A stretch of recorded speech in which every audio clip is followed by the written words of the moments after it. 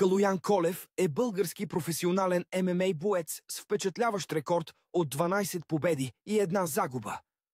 Роден на 17 октомври 1992 година в Стара Загора, той се състезава в лека тежка категория – Light Heavyweight.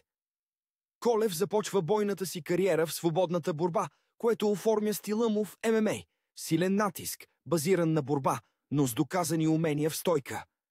През 2021 година участва в Dana White's Contender Series, където губи от Армен Петросян. През март 2024 година дебютира в Bare Knuckle Fighting Championship, BKFC, срещу Тони Маркулев в зрелищен двубой без ръкавици в Арена София. След 5 рунда здрава битка, съдиите отсъждат победата за Маркулев. В момента Колев планира завръщане в клетката, като следващият му ММА двубой е очакван това лято в организацията Brave CF.